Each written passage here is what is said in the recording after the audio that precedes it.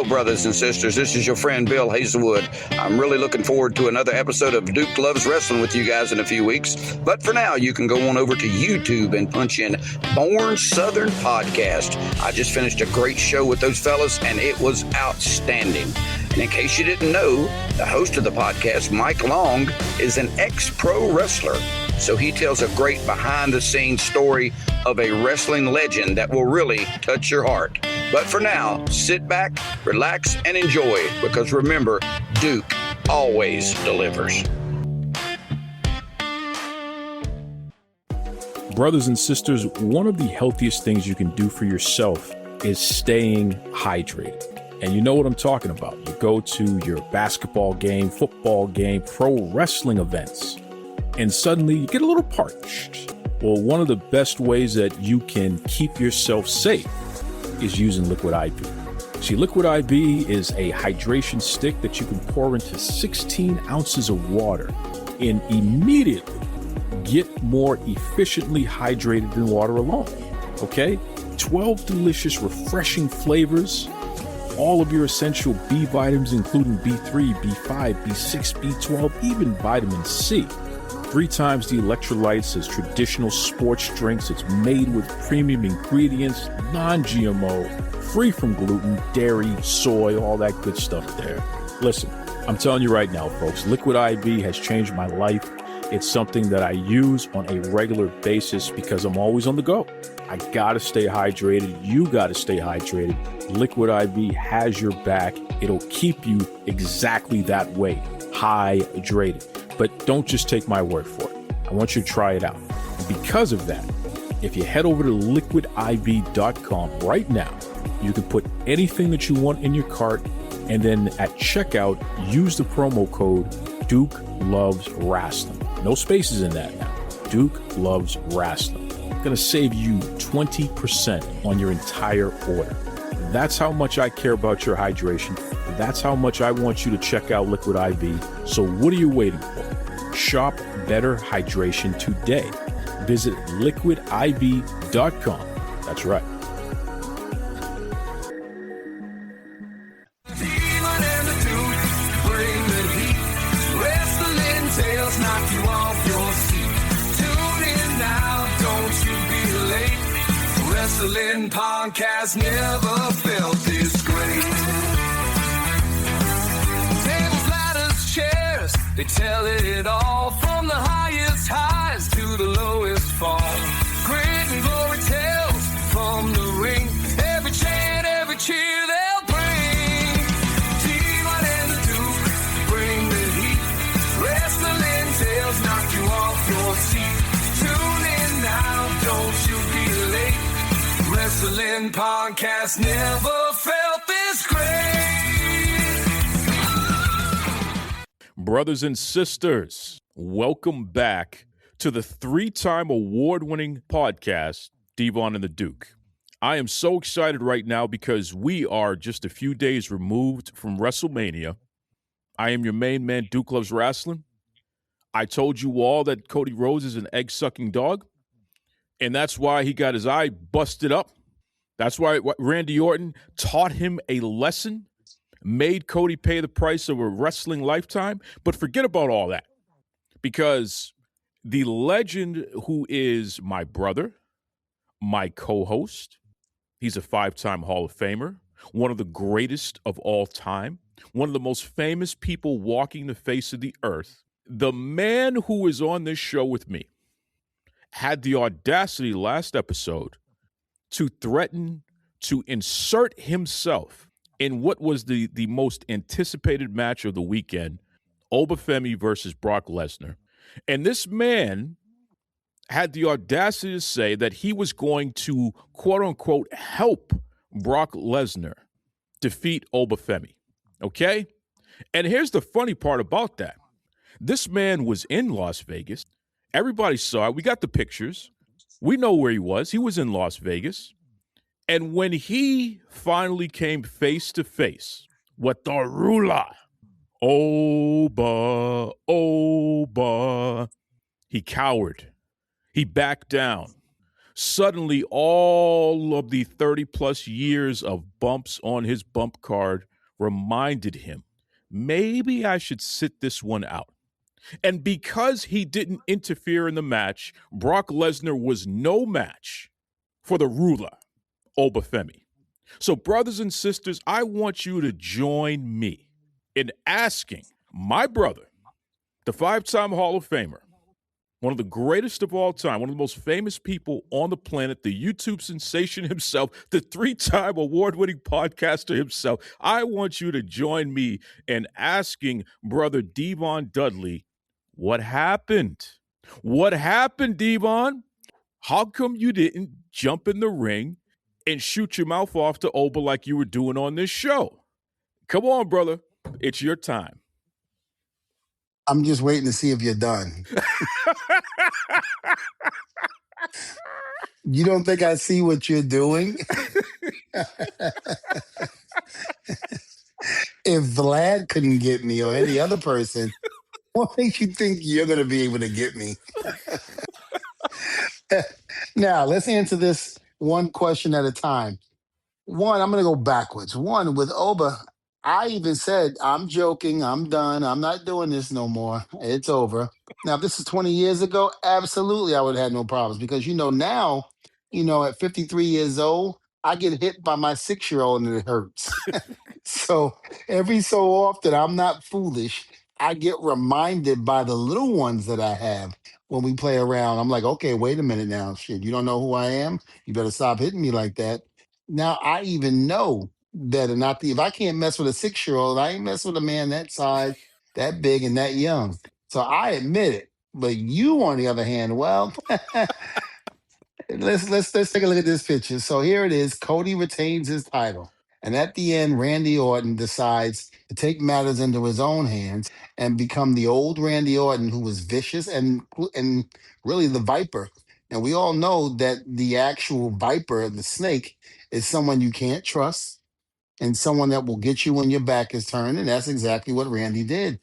And, busted Cody open big time. It could have either been from the belt, but he definitely saw stars after that kick, which we all saw, which looked brutal.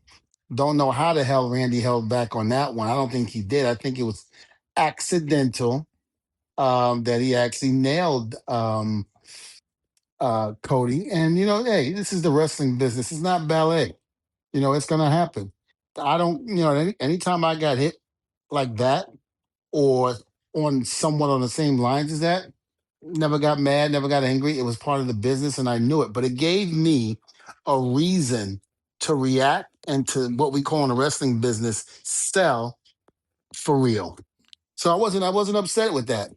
But what I was upset about was Cody was so damaged by the kick that he could not get in the ring with you and do what he did.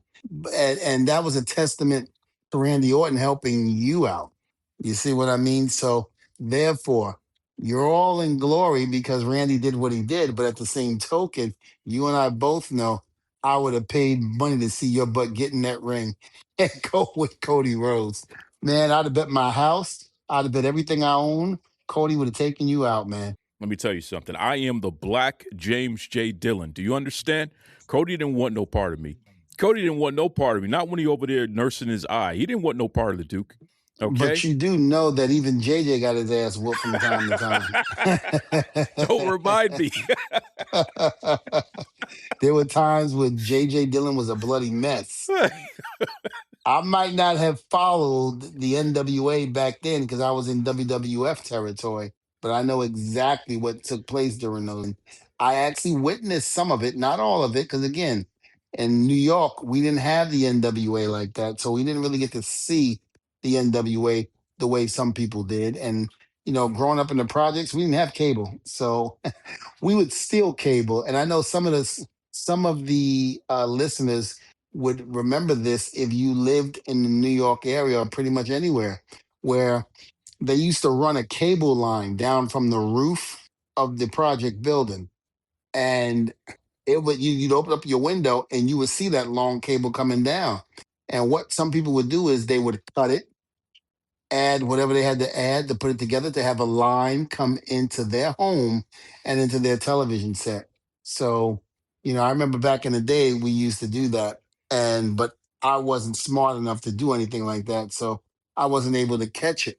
The NWA, but I know damn well JJ bled a lot. Listen. I'm new school. We don't bleed like that. The only thing we do is bust people up like Cody Rhodes and that eye of his. Cody, there's more where that came from, son. There's more where that came from. But look, even CM Punk got a bloody mess. Yeah, boy. You know, Yeah. Listen, overall, before we get into your shenanigans, because I'm going to tell you right now, Devon Dudley, I am so amazed by how out and about you were out in Las Vegas. Everybody was hitting me up. I just saw Devon. Oh, he's there. Whoa, he's there. You got pictures with all other celebrities, and they're over here, bowing to you and all this other stuff. I don't know who you think you are, man. You're like the Beatles or something like that. So before. I listen. I'm no Stone Cold Steve Austin, nor am I The Rock. I don't think they were bowing to me. It was a level of respect, shaking my hand, and you know, the crazy thing about it is some of these people who are in the entertainment business that are big time. When I met them, it's weird because remember they were kids. And it's still hard for me to fathom that people that are on TV right now that are big stars, you know, they were kids back then watching the show. So when they see me, they're not any different than the regular fans that I meet when they tell me, man, you were my childhood. You were somebody that we looked up to. You, the Hardys, Edge and Christian, the Dudleys were my thing. And you know, I just loved you guys. And it's amazing. It doesn't get old for me to hear that TLC match. And we've had numerous TLC matches before WrestleMania 17, but that one sticks out the most. And it took me a while to realize how big that match was because I always thought the match at SummerSlam was the best one we did.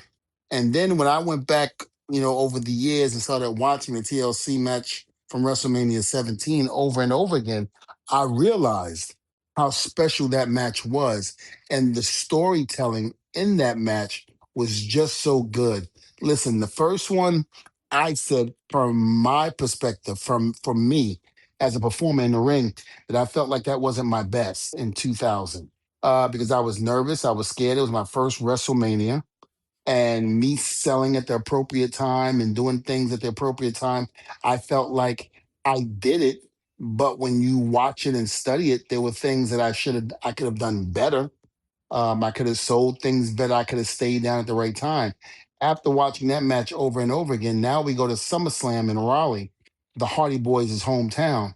And when I was hanging with Jeff, and that um seemed to have been my best because that was when I took what I did at WrestleMania 2000 and that triangle ladder match, which was called the triangle ladder match, and it wasn't a TLC match, but in all hindsight, if you look at it, we used tables, ladders, and chairs.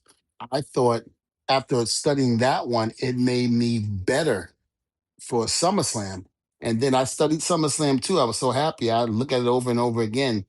And I had just said to myself, I said, okay, I have to do even better than what I did in SummerSlam.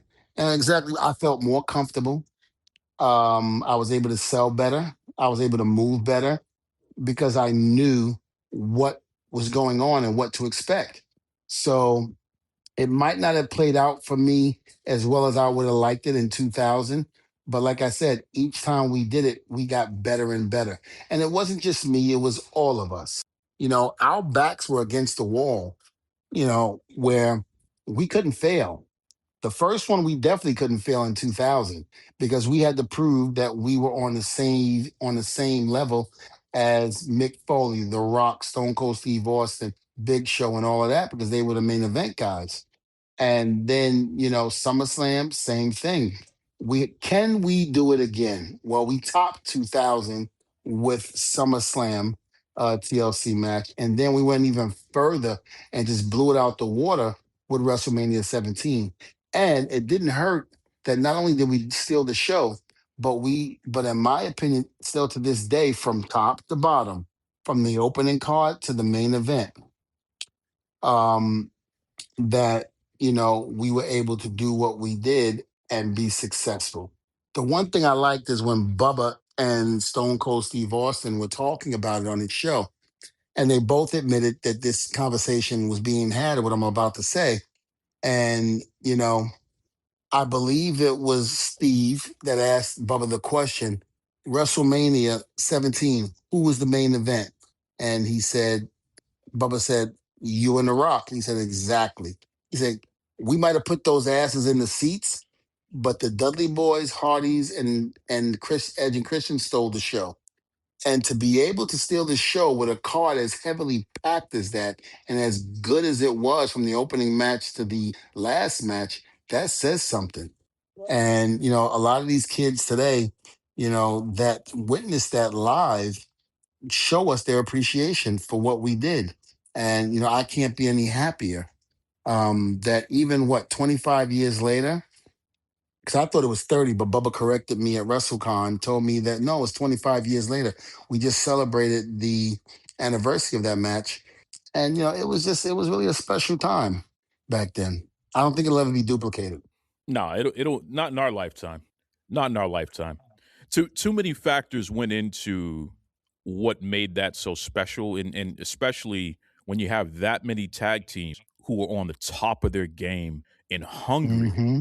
And hungry. You guys wanted to prove that, hey, we're the main event here. And you did it. You know what I mean? Just like they said, even though Rock and Austin were the marquee, so to speak, you guys stole the show. And quite frankly, that's the match that everyone always talks about. Above every other match on that card, they talk about the TLC. So, call it what it is. But this year's Mania, overall, what is your overall feeling about the weekend? Especially, the cool things like Nia Jax and Lash Legend coming out like Demolition, Brock Lesnar retiring, Paige returning. Like overall, man, what did you think of the weekend? I thought it was great. I thought it was phenomenal. With all the chaos building up to WrestleMania, with TKO, with the ticket prices and the Pat McAfee thing with them, saying, "Oh, was he the one that was really on the phone?" A lot of people disappointed, but it all turned around once the bell rang for every match. I did like night 2 better than night 1. I thought that they really told great stories leading up to those matches on night 2. Not saying they didn't do a good job on night 1, but I was just very happy with night 2, and I knew more about not even having to watch the shows, Monday Night Raw and SmackDown, to the build up to that. I didn't have to. They did such a tremendous job in doing night 2. It was incredible, and the Roman and CM Punk match. Man, it was really, really good, and I really enjoyed that to the fullest. Yeah, that was old school. Roman and Punk was old school, which was fantastic. But they had the same problem that Rock and Austin had with you guys, man. There was so many other great things that happened that everyone's going back and forth. What was the match of the weekend? I think it's very difficult not to choose Oba and Brock, not only because Brock retired, but also because it was a great match. Like those two guys put on a damn show, man. Do you feel that Brock put Oba over the right way? Yes, I didn't see anything wrong with it, and if those that did, then I'm not sure what you're looking at. There was enough there to really, really get behind Oba. I felt that, you know, again, night 2, it was just something special about it. Yeah. Yeah, without a doubt. Without a doubt. Not to take anything away from night 1. Listen, folks, you know, it was fun to see certain things happen night 1, of course, obviously. Um Again, when you have Lash Legend and Nia Jax coming out as Demolition, they looked incredible. They look like stars. And I'm going to tell you right now, I would be very disappointed if they break up that tag team right now. I adore that tag team. I think that it makes sense. I think Lash Legend is learning a lot about how to work her size. Thank you, Nia Jax, for that. And I think overall they bring an element to that women's tag team division that's necessary. Now, With that said, and I'm going to put this out here, Devon, and I'm not trying to cause any trouble, so you're going to have to forgive me. I hear that there's some people pretty pissed off that the Bellas were put in that matchup, number one. And number two, that Paige has returned and basically snaked everybody and stole the titles. And, Bailey in particular, if you looked at her face, she is pissed. She's fit to be tied. So what are your thoughts about Paige coming back and this element in the locker room now where you have these women who are legends and they're basically, stealing spots from these current stars here? Well, I don't know if it's stealing. Listen, They're me and stealing. Bubba had They're this. stealing spots, Devon. Stop it. They're Well, stealing spots. let me just say this. Me and Bubba Part-timers are had. stealing spots. Come on now. Well, no, hold on. Me and Bubba always had the notion that, listen, regardless who you put in there before us, we're gonna still try to steal the show. That was the mentality we had with the TLC matches. Regardless of where you put us, we're gonna steal the show. And I think if anybody is upset about Paige coming back, it's fine. But then step up the bar, step up your performance, and go out there and take it back. You don't have to get mad at the office and tell them, you bring in part time back and they can't go like they used to. That's fine. Accept that, but you go out there and perform and try to steal the show. See, this is the thing. And look, I get it. I understand because last year, you had a main event. You packed the house, Lowell, Massachusetts, retirement match. It was all the rave and all that good stuff there. It was fantastic. So I'm not taking a shot at you, but I think that it's rotten that the Bella Twins get to walk in off the street and get a WrestleMania title shot. I think that's ridiculous. And then Paige, somebody who hasn't been with the company for over 8 years, she gets to walk in off the street and be in there. She didn't earn that shot, Diva. She did not earn that shot. And everybody else wasn't prepared to wrestle her. So I just think it's rotten. And you look at somebody like Bailey, who this could have been her comeback. This could have been her moment. And it was basically stolen from her. And I find it kind of strange that you're not more empathetic to somebody like that. Well, I am. I am. But again, because somebody comes in and they're part-time, it's not going to deter me from doing what I know I can do. And like I said, me and Bubba weren't fearful of losing our spots because we knew what we brought to the table and we knew what we can do to maintain that spot and to keep Vince going, I want the W's on the card. We knew what it took. So did Edge and Christian and the Hardys, and I think that's the way the talent has to look at it. If they're part-time, that's still in your advantage because they're only going to be there for a little bit and then they're gone. Whether it be 6 months or 7 months, they're gone. So I just feel like, talent keep doing what you're doing every time they bring somebody back. But, just look, I'll put it this way. When the Dudleys came back, you could have said the same thing about us, but, we took over right from where we left off when we went WWE the first time in 2005, and we continued that, So, I think me and Bubba never feared that, nor did we ever let it question our judgment on what we did in that ring. We just went out there and did it and got the proper response we needed from the people. Well, I'm just going to say this. And look, I'm old school. I'm old school. Everybody listening knows I'm old. That's why Devon and I work so well together because I'm old school, But I'm going to tell you, the moment that they put the Bellas in that match, the moment they put Paige in that match, this total Divas reunion base, that was the moment where Triple H officially lost me. Okay? He lost me. Because I'm going to tell you, those three women might as well be Cody Rhodes as far as I'm concerned. Okay? I'm not going to call them egg-sucking dogs. You're not going to call a woman a dog. I'm going to call them egg-sucking cats, though. How about that? Huh? Yeah? Here, puss. Okay? I'm sick of them. You don't show up off the street and steal opportunities from women who've been busting their ass night in and night out. I mean, Jesus Christ, Lash Legend is literally a basketball legend. You know how hard she had to work to get to that spot? You look at Bailey. Bailey busted her ass more than all those women combined, okay, to get where she's at, and then they steal the opportunity. I'm just telling you, Triple H, we know who your favorites are, and it's disgusting. I'm just going to say that. So Cody has Who company, huh? What? who raised the blood pressure of Duke? And I better be careful because all three of those women could kick my ass too, and I'm over here shooting my mouth off. I'm gonna. Listen, I know Paige can. She comes from a wrestling family. If you didn't see that movie or know Paige personally. So I know Paige ain't afraid to take a blow and take a hit and will come at you like she's Michael Myers and Jason. Knock Yep. them down, but they getting right back up after you. Listen, I'm gonna stand behind Lash Legend and stand behind Nia Jackson and hope that they don't let the other three come after me. That's all I'm gonna say. I'm sticking up for y'all. Y'all better stick up for me. All right, please. Nah, let them get it. Let it happen.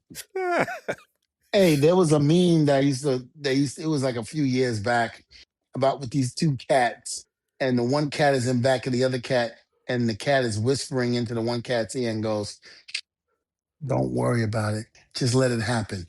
That's it.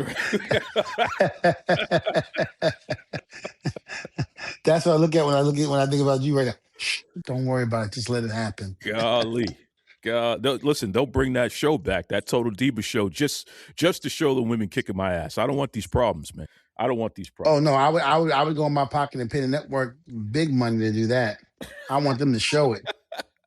Show it with no problems. All right, listen. Let me get out of this. Let me get out of this before I say anything worse. My God. So Mr. International over here, Mr. Big Time, Devon Dudley, you were hobnobbing with DJ Paulie D, one of the best DJs on the planet today, and also from Jersey Shore, one of the stars of Jersey Shore. You know what? Before I forget, I will say this. I knew he became a DJ during his stint with Jersey Shore. I didn't realize how good he was.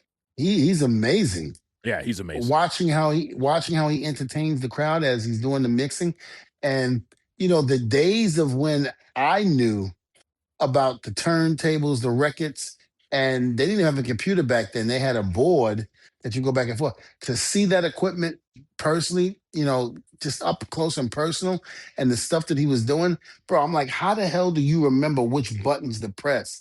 And it's like, I was always fascinated with the DJs when they would go to scratch the record, and then after they would scratch the record, they would have the other record, like the song Good Times. We are all good time, and how they would go good, good, good, good, and they would scratch on the other one, good, good, good, good, good, good times, and let it go. I find that amazing, and they were doing it while the disc was in the thing, going back and forth, and I was like, wow, it's amazing how far technology has come, and that we as humans have been able to adjust to it and figure this stuff out. I thought it was incredible.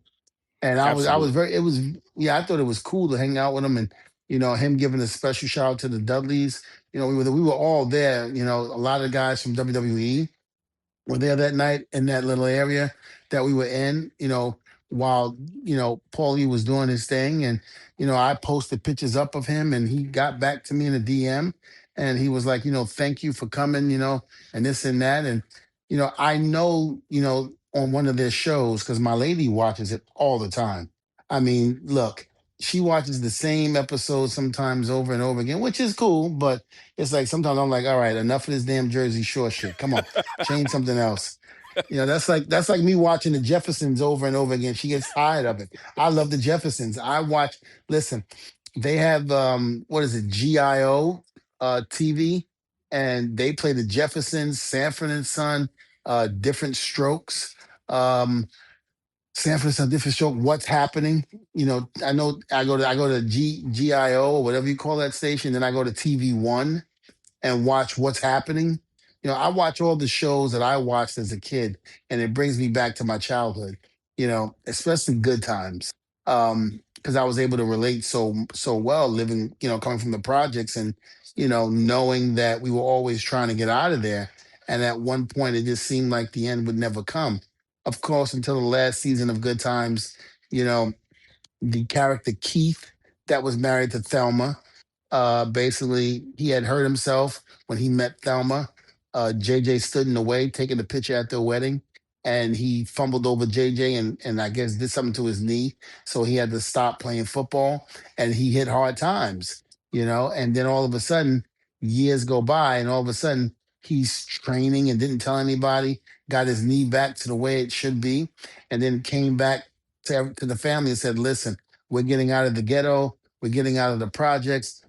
I just bought a house in such and such place. Well, how are you going to afford it, Keith? Hey, I didn't tell anybody, but I was training and getting my leg right and this and that. I just seen the doctors. They gave me the clearance, and now the Chicago Bears are going to sign me to a $1 or $2 million deal and this and that. This is our way of getting out. And I can relate to that story because that was us. How we were in the projects and we were on food stamps and all of that in Section 8 because we didn't have it. Remember, my mother was 15 when she got pregnant, had me at 16. My grandmother was the fifth, and she worked in the post office many, many years and retired in the post office. But that wasn't enough to be able to get, a really good house and this and that when it's all of us living together. It was money was not there, so I know how it felt. So, and that's the one thing that broke my heart.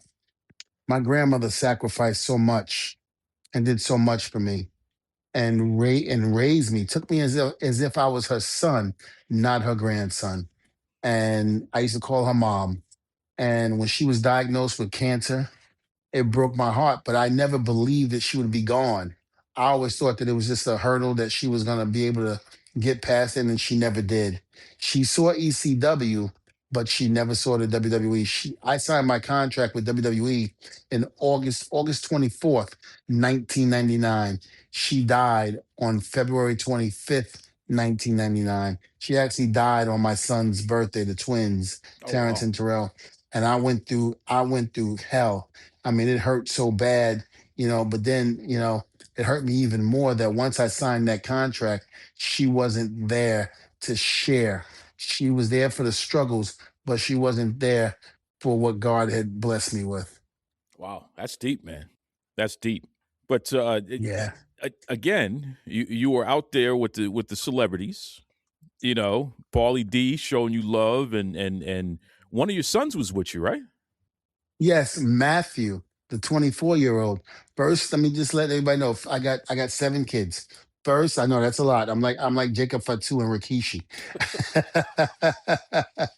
And shall I say, Ellen and Stu Hart. No, but you know, um, we had the twins first, Terrence and Terrell. Terrell being the oldest, Terrence being the second because he was born second.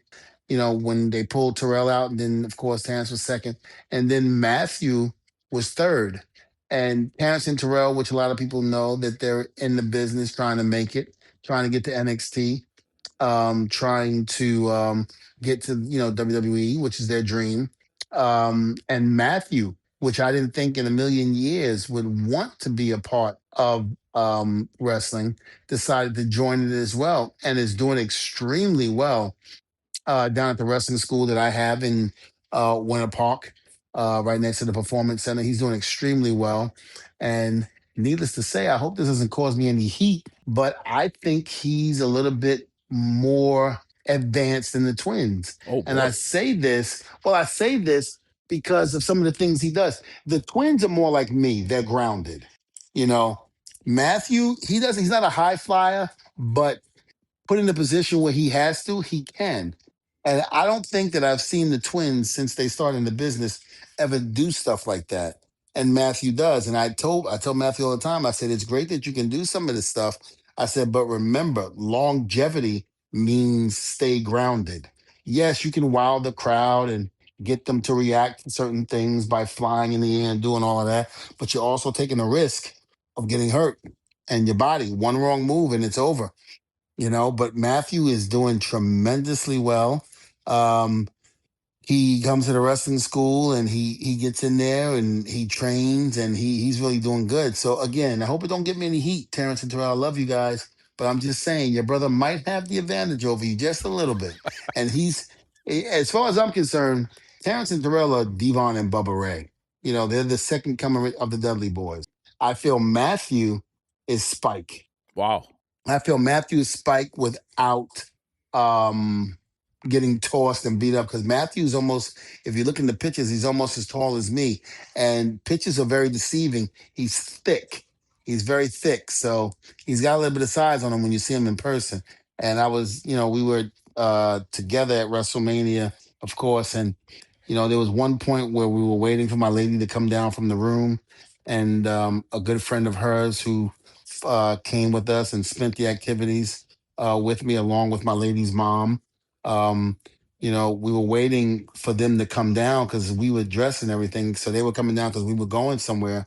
And I happened to look over to my left and Matthew's standing next to me. And I'm like, he's a big son of a bitch. he went from being a he went from being a runt of the litter to like this. Where the hell did this size come from? I mean, he's a big boy. I'm like, I'm gonna have to get 3 bats now. One for Terrence, one for Terrell, and one for Matthew. And if they try to test me, I'm going for the knees first. I was going to say, that's it. That's it. I'm going for the knees. That's the Gary Hart. The leg must go. They got to go. You can't do that when you got no legs. I love But I'm very proud of them. And Terrence and Terrell are busting their behinds and doing what they're doing. I just don't, to me, it bothers me because I'm not sure why, I mean, they were in AEW for a little bit. I didn't think Tony used them right or even gave them a fair shot. And that's fine. It is what it is. And in my opinion, what I think, okay, so don't take this story and try to run with it because they're going to read the transcripts and read what I say. I think that maybe God wasn't ready for them to go there. I think AEW was something for them to be there for the little bit of time that they were there to do what they did, to get the experience and the knowledge of how it is in this business. And then they left and moved on.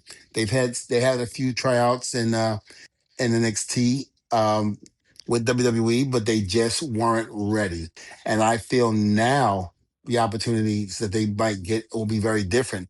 They've been out there, they've been hustling, they've been doing their thing, and now I feel that they're ready. I think there's still a slight thing that they could possibly correct and make it better, but it's very minute thing, and very minimum, I should say. And I feel like, given the opportunity now, I think people will see a different side of Terrence and Terrell. I still think Matthew has a lot to grow, even though I feel that he has stepped up so fast, but still there's things you got to learn. Not only just the physical aspect of being in the business, having the mind to be able to put matches together and create stories.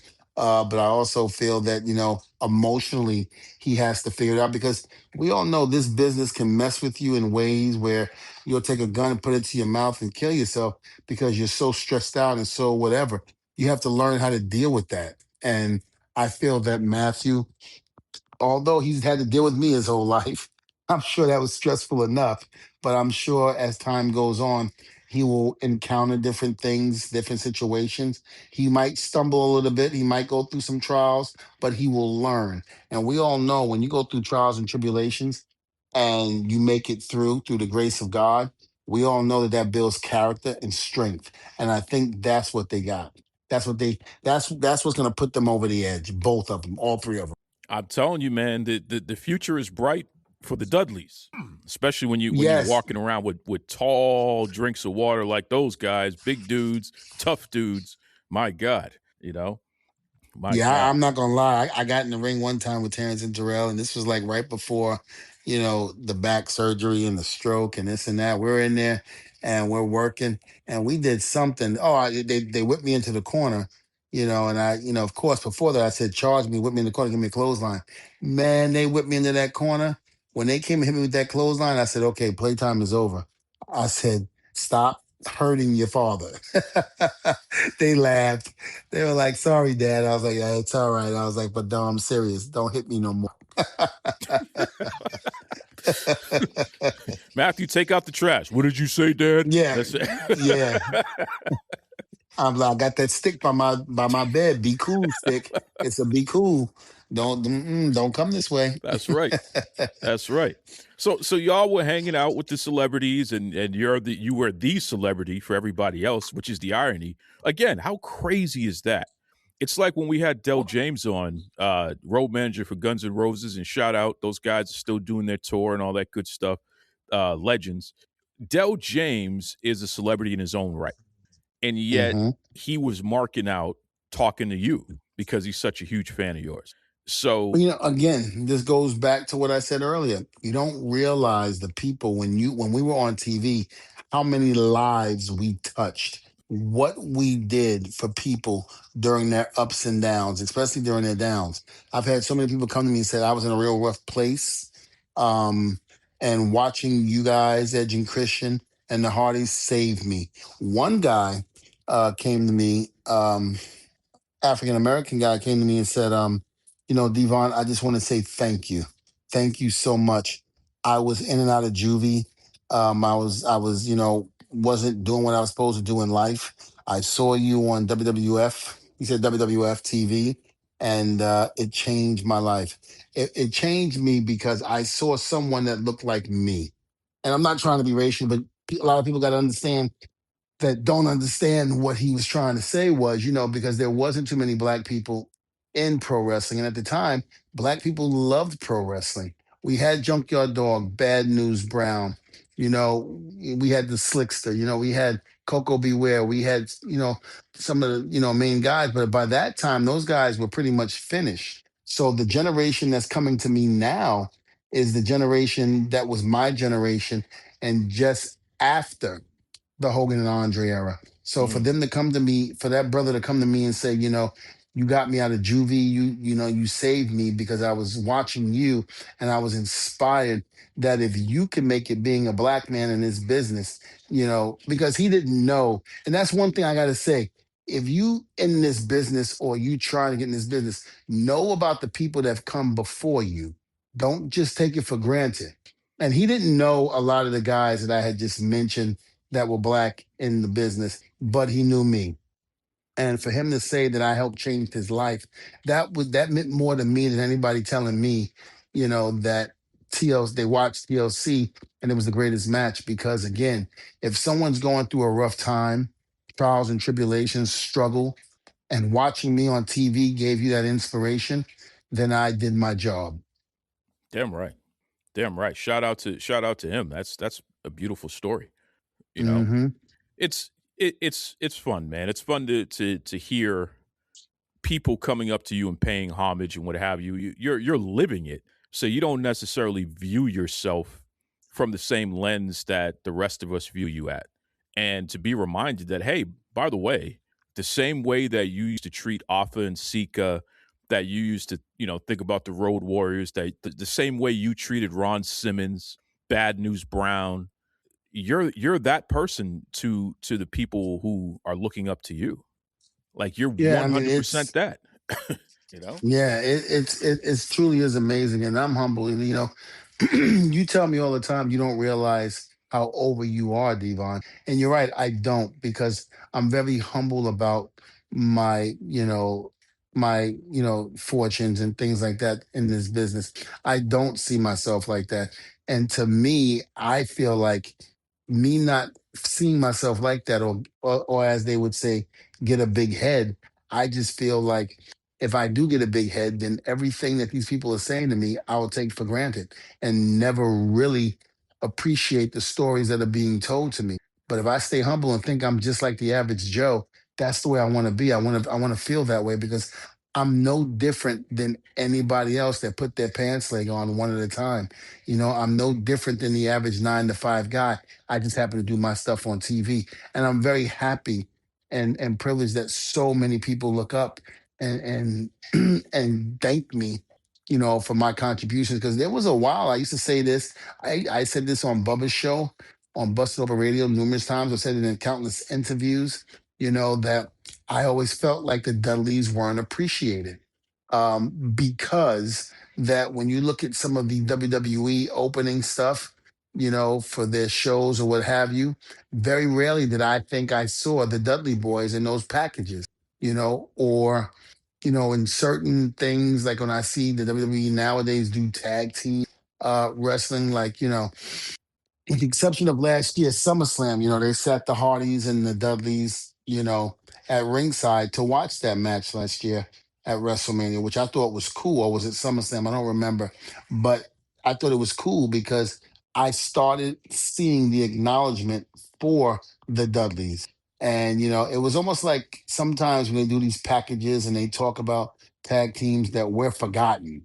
And I know that's, idiotic to think, but that's just the way I think sometimes. So, when I hear these stories and people come up to me, I'm like, no, they appreciated what we did. They do. Damn right. Damn right. And for good reason, Now, listen, we saw all the partying. We saw all the good times. We also saw some bad times out there. And I wanted to get your perspective. Number one, because you're a legend and you're a person that people recognize instantly and want to get up to, get an autograph, picture, all that good stuff. But also as a teacher, you got the Devon Dudley Wrestling Academy and a mentor. You also have a perspective on this current generation and what they're going through, because you're going through your own thing. There were a lot of fans who were very aggressive with the wrestlers. We saw our friend Big Vito LaGrasso. He actually got into a physical altercation with a crazy fan. And I'm going to call that guy a crazy fan because you must be crazy calling out wrestlers online and then showing up and getting in their face and bumping them. Yes, me, forget about Devon. This is me, Duke, saying that person is crazy. He's crazy. Okay. So you had that situation. You had the situation where Elena Black, the girl formerly known as Cora Jade, she said that a fan grabbed her ass, which is crazy. You had a situation where CM Punk slapped the phone out of a fan's hand. And Booker T trying to take a leak. Booker T's trying to take a leak, and fans are trying to take pictures of him taking a leak. It's like, God, I can only imagine Booker's reaction. What the hell? I can only imagine. My thing is, did he do it in the African voice or the Booker T voice? What is wrong with you? Don't you know I'm going to the bathroom? Respect. Get these guys. Respect. Oh, that is insane. Insane. I had a guy come to me, and I'll never forget it. I always tell this story. I'm in Buffalo, and I was a little crazy, so to speak. And we were in Buffalo at a Denny's. The Denny's over there by the airport in Buffalo. Me, Bubba, and I would like to say Big Dick Dudley. I think it might have been ECW, but I don't think it was. I think it was WWE, because if it was WWE, then it wasn't Big Dick Dudley because he had passed. So I'm trying to think of who it was. But anyway, it doesn't matter. We're done eating, and I'm going to pay my bill. So I went and pay my bill. I went first, then Bubba and whoever else was with us was paying after me. I said, I'll be right back. I'm going to the bathroom. I'll go to the bathroom. And as I'm in there, like Booker, I'm taking a leak. And some guy comes over and goes, Devon Dudley, right? And I go, yes, how you doing? And, I kind of, gave him a little smirk. And then I went back to try to do what I was doing. He goes, man, I just want to shake your hand. He holds his hand out. Oh, my God. And I look at him, I go, dude, I'm taking a piss. He goes, I don't care. I just want to shake your hand. So I made it, unfortunately, again, I'm not saying it was right because it wasn't. I was crazy back then. Not the Devon you see now. No way, no how. I would never do this. I peed on my hand. I said, okay, here you go, boss. I shook his hand. He just went, oh, man, I'm never going to wash this hand. I was like, bro, I think you should. Trust me. Oh, no. Because I did it because I didn't think he would actually do it, but he did it. Oh, no. Listen, I don't want to shake anybody's. Listen, if I know you and see you walk into the bathroom and you taking a piss, I ain't shaking your hand even after you wash your hands. I don't know how good you washed them, but this guy apparently didn't care. And I was like, all right. And I told Bubba, he just went, oh, he goes, people are just sick. I go, yeah, they are. Absolutely nuts. Absolutely nuts.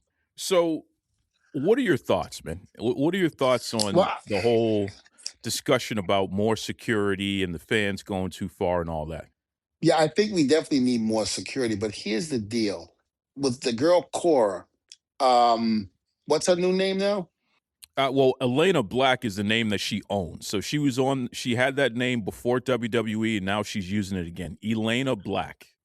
Okay, so Elena, It's hard because when these women are out in public, and I see it, these guys think because they see them on TV that they have the right to put their arms around them, touch them, say inappropriate things. So it's hard to get a bodyguard or anything like that, outside of work. Because once you go outside of work and you're out in the public eye and what have you, you're fair game. It's almost like, but I think a lot of these girls more than ever need bodyguards with them or need somebody that's going to walk around.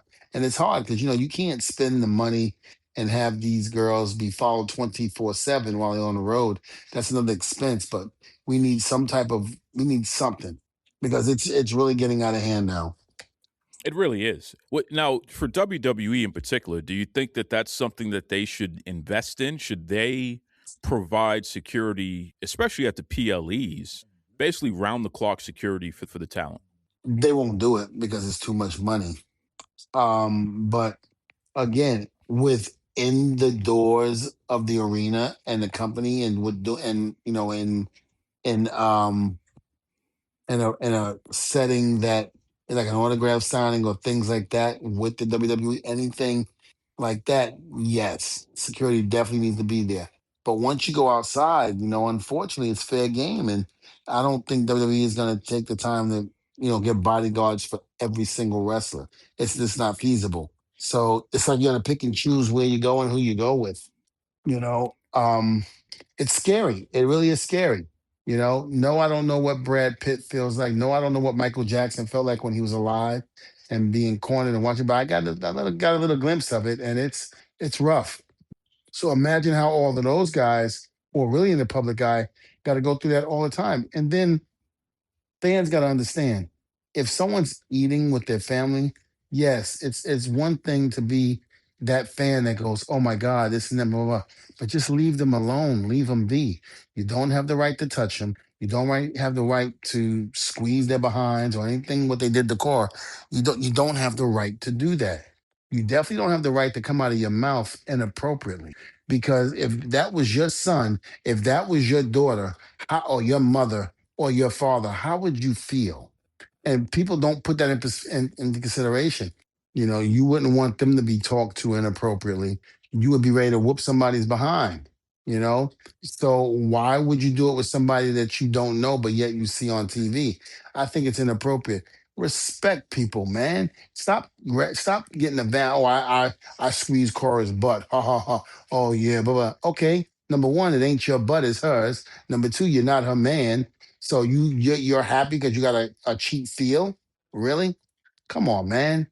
How inappropriate is that? And then when we act like assholes, it's the good fans that get that.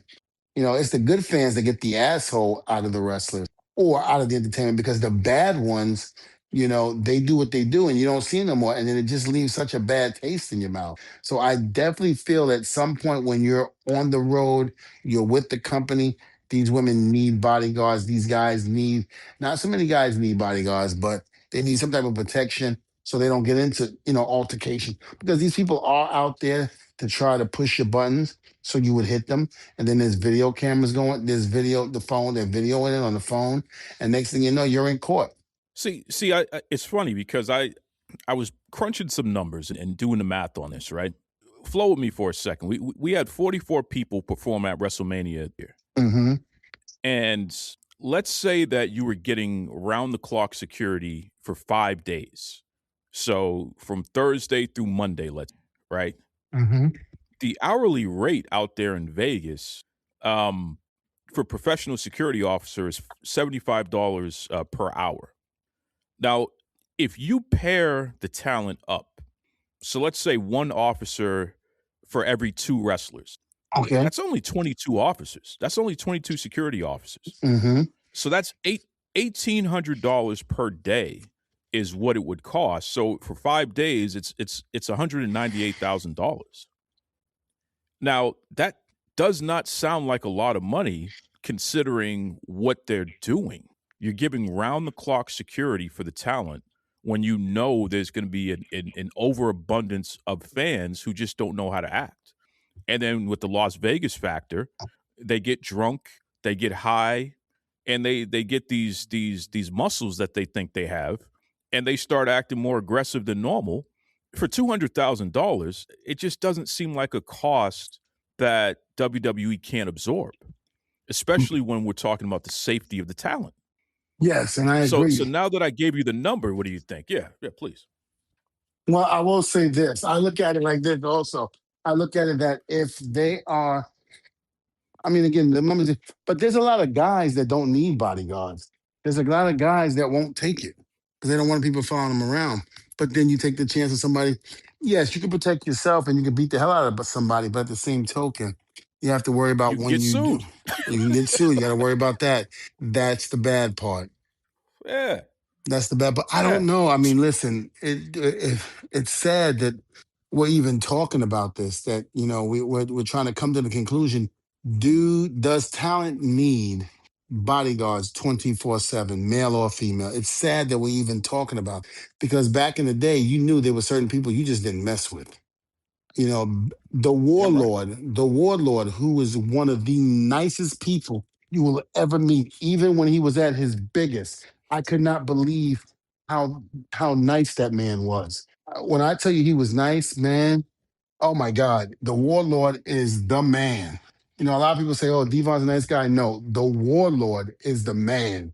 He's always been like that. You've never heard a bad thing about the warlord. So pleasant to talk to. I mean, everything. Duke, when I tell you he was the man in terms of personality and just persona, he is one of the nicest guys you'll ever meet. But a guy like that doesn't need a bodyguard. But yet, not everybody looks like the warlord back in the heyday. Yeah, that's a good point. But even still, we weren't in a sue happy period of time back then like we are now. Yeah. You know, I mean, the males need it from a different perspective. The males need it yeah, because of being sued, where the women need it for protection. yeah, it's true. Hmm. It's true. But at the end of the day, they all need it. Yeah, So I don't. WWE right now is Well, a hold on, Duke. I don't mean to cut you off because I'll forget because my brain. I forget when I'm even in the middle of talking okay. to you. But no, but even. Oh man, yeah, I forgot. See, okay, never mind. Go ahead. Well, no, I was going to say WWE is worth nearly $40 billion Oh, right now, right? right. But what I'm So, sorry. I'm sorry. I got it. I oh yeah, got go it. ahead, I go was ahead. gonna say Hit it. so that my thing is with everything that's going on with TKO right now and trying to save money, and it took a real backlash from the fans to actually get them to give half price on tickets and whatever. I just don't think I can't see them doing that. They're looking at it from a um, a corporate standpoint. We're looking at it as pro wrestling. We need protection. There's only so much that these guys can do to protect themselves from being sued, and I just don't think TKO would be willing to do that right now. Which is ridiculous. So I'm calling them out. I'm calling out Mark Shapiro. I'm calling out Ari Emanuel. I'm calling all you out. It would cost you if you were doing the rate that I just said at that $200,000 per 5 days. It would cost you about what? Just under $3 million for the year to provide security at every PLE. And that's if you're running 44 talent per PLE. Not every PLE has that many. Or you could go through the week. How many talent are you actually utilizing in a week? My point Hmm. is for a company that's worth as much as you're worth, a couple of $1 million to ensure that the talent, number one, doesn't get themselves in a situation where they have to knock somebody out and then they have to be suspended or arrested or God knows what. And number two, you've had stalkers show up at talent's homes and with the intention of harming the talent. So we're going beyond just running up for an autograph. We can't continue to put these folks in a situation where they're being exposed like that because unfortunately there is a problem out there. People are nuts. Hmm. So They're WWE, crazy. you got to figure it out. It does not cost that much money to have round the clock security, especially during the bigger events, at least during the PLE weeks. Well, It I'm gonna does say not cost this. that much. Yeah, I'm going to say this. The incidents that you're talking about, Big Vito and Cora, they no longer was with the company. So this is something that WrestleCade may want to think to get involved in if you're going to have these celebrities on their shows, especially the women. This is something they may have to consider, because they're asking them to be at WrestleCade or whatever event that's going on during WrestleMania weekend. WWE is not responsible for anybody that doesn't currently work on the roster anymore. That's another thing you You're got to put in absolutely right. perspective. And I'm glad you brought that up. Let's compare, and I hate to do this, but I'm going to do it. Let's compare WrestleCade to like a River City Wrestling Con. Now, WrestleCade is the big one. That's the big one. You have the most wrestlers on the roster to be there for the meet and greet because it's WrestleMania week. Mm-hmm. So they also bring in the most money of all the other wrestling conventions, right? So Mm-hmm. to invest in actual security versus what I heard was that there were indie wrestlers who were working as security, which is ridiculous. These are not security officers. They're not certified security officers. They were right? working where? For WWE or WrestleCade? No, WrestleCade. They were using indie guys as security at WrestleCade. They did not have proper security there. Right, and that should be a big no-no, because if I'm not mistaken, the video that I saw that involved Vito, it was a security guy that didn't look like he knew anything about really being a security guy. He was just a big guy. He was just a big guy. Yeah. I don't even know if he was security. Was he security or a fan? It looked like he was standing in line to get an autograph. I'm not really sure. I would have to see that video again. I'm not sure. He might have been a fan. But at River City, they have sheriff's deputies. And you know this, Devon. They literally have the cops on site. Yes, that I do know. They run security. Yeah. Yes. They're the security there. Yep. So it's kind of interesting when you think about that. What are you investing in, right? You guys want to make all this money off the convention, but you don't want to invest in proper security? Come on, guys. We got to do better than that. We got to do better than that. But now the question poses too. Yeah. I'm sorry, Duke. I'm sorry. The question poses too. Okay. Once you go to their show, WrestleCade, and you do what is asked of you, if they have security there, that's one thing. But once you leave WrestleCade and you're on your own, out and about in Vegas, now you're on your own. Sure. So that's another thing. Right.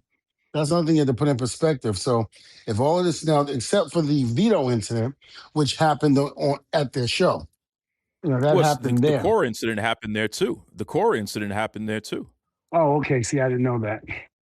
He went for a photo with Cora, a.k.a. Elena Black, the fan, and she accused him, and she started recording him after the fact and cussing him out, chased him out of the building.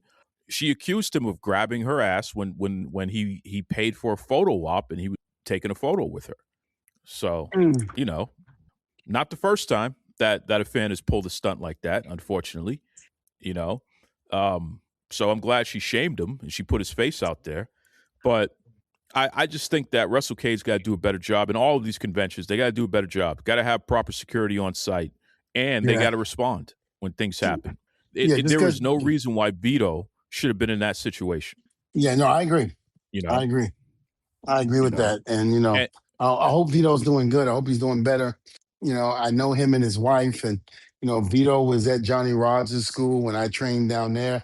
So I'm very fully aware of Vito.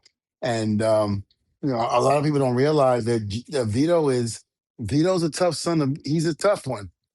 He's a tough guy. Yeah. He can defend himself, and, he can hurt you. So that guy could have got hurt really bad. But then that guy would have won a suit. Practicing restraint. Yeah, he was. Exactly. He was practicing restraint. But here's the part that people forget. Vito's turning 62 years old in June. And he looks like he's 40. He's in great shape and all that stuff. And he looks like he's 40, yeah. But the guy is 62 years old, and he had bumps 10 years before you started taking bumps. When I got into Johnny Rogers' school. Guys. When I was in Johnny Rogers' school, he was actually doing extra work for Vince on Wrestling Superstars and Wrestling Challenge. So to me, I'm just coming into the school as an 18-year-old kid. I am watching still pro wrestling on a regular basis, like every Saturday morning / Sunday. And I see Vito on there. So to me, he was kind of like a big deal, because here's a guy that I'm watching. in there with the Brett and Shawn era and somewhat the Hogan and Andre era.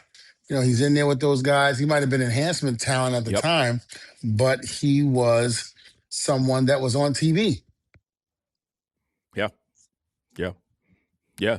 So think about that. How many bumps did he take, especially as an enhancement talent? Yeah. You know what I mean? And that was the land of the Giants back then. So he was taking real bumps back then. Absolutely he was. Absolutely. So a guy like that shouldn't be in a position where a fan is attacking them and they have to fend for themselves for that long. I mean, that was for Vito to have to grab the guy by the head and put him on a table and smack him up before somebody finally pulled him off of him. That's embarrassing. We got to do better than that. That's all I'm going to say, WrestleCon. We got to do better than that. That's embarrassing. It could have been a lot worse on both ends. So, but back on the WWE side, CM Punk is at the hotel with his wife, and a fan keeps harassing his wife and Bailey. And that's why Punk went up on the guy after telling him to cut it out. He finally slapped the phone out of the guy's hand. Now, at that venue, you're not allowed to record or take pictures of people without their consent. So the guy was in violation. People keep saying, well, Punk shouldn't have slapped the phone and this and that and this and that. The guy shouldn't have been taking the picture. Yeah, yeah. And and here's the thing: people that say that, they don't realize what people in the entertainment business go through on a regular basis. You think we should just be happy and proud and shut the hell up? No, we deserve our privacy too. But that's what you get when you're in the public eye. Come on, man. I'm so tired of hearing that. I'm so tired of hearing that. I really am. Because they're very foolish to actually even attempt to think that or say that. Listen, back in the day, if you did that to the Dudleys, you were getting knocked the hell out. Damn right. And we did that back in the day. Did that back in the day, and we didn't care. We would beat the hell out of you. Damn right. And so, the fans have to realize that just because you see us on TV don't mean you have easy access to us, that you can say and do whatever you want. You just don't. You do not have the right for that. Stop. It's no different than when you're out and about with your family. No, not everybody's hounding you for an autograph or a picture or anything. But at the same token, how would you like it if somebody came up to you and splashing pictures while you're eating? There's nothing more embarrassing than somebody going to eat their food, taking the fork, go to put it to their mouth, and people are snapping pictures. It makes me wonder how the animals in the damn zoo feel. Can't we just eat in peace? God, okay, let's say hello to the kids. Hi, kids. Hi, I'm a gorilla. Hi, I'm a tiger. Hi. Now, don't bring your ass over here. I'm eating. We got better sense to go over there and mess with them damn things.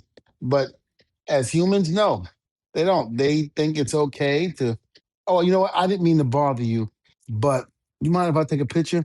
And you see me eating. So you want me to put the fork down, stop eating, to take a picture with you.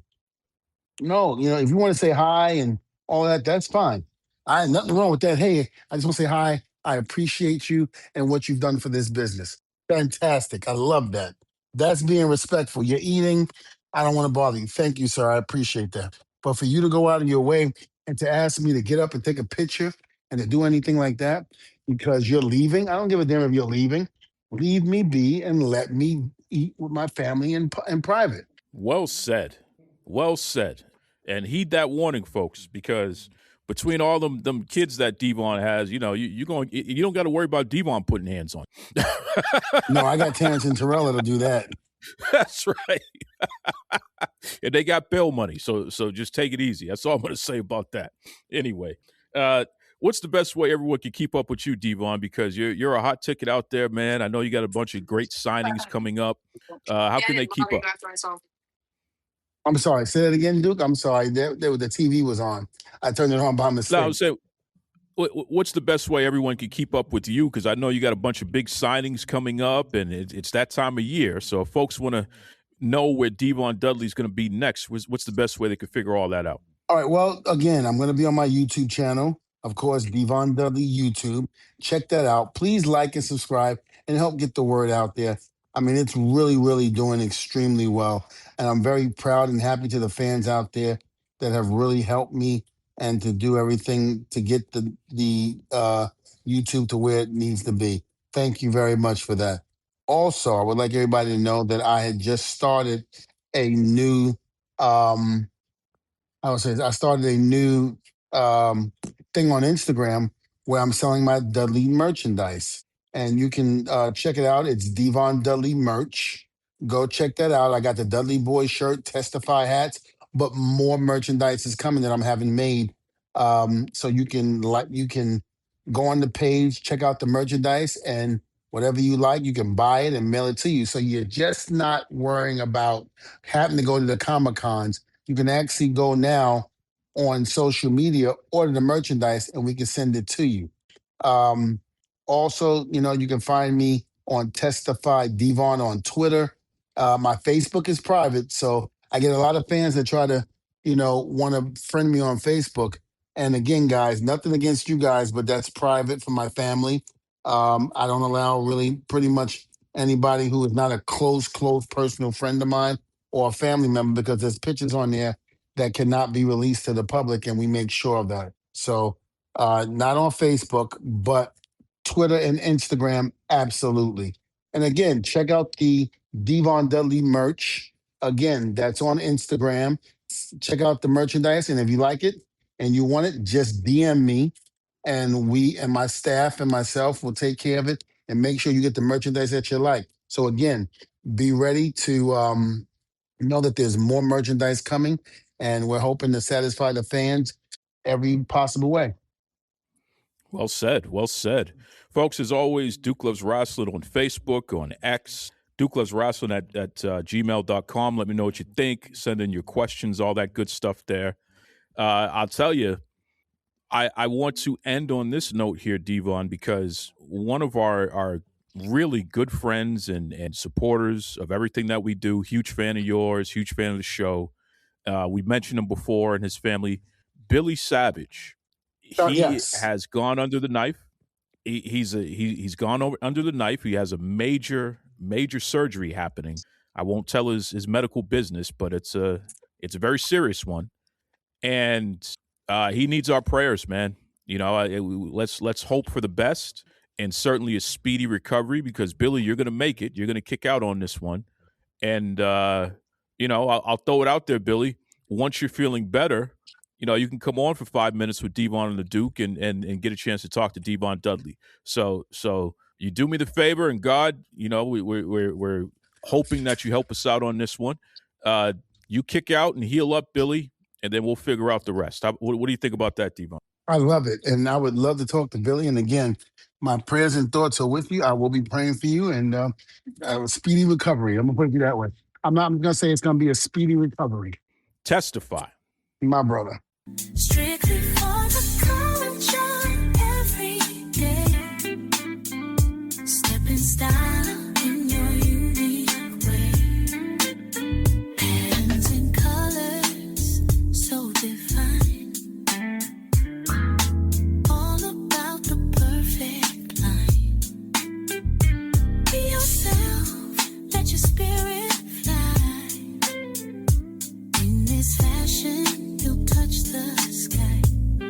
Strictly for the culture, brand so fine. Dress to impress and show your shine. Strictly for the culture, every day. Step in style in your unique way.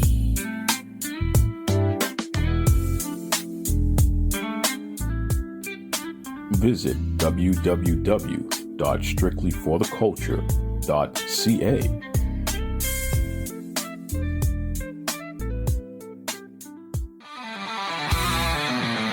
Backstage whispers and the crowds roar. From matching giants to legends of yore. Devon's wisdom and Duke's keen view. Every episode feels like it's brand new. Devon and the Duke bring the heat. Wrestling tales knock you off your seat. Tune in now, don't you be late. Wrestling podcast never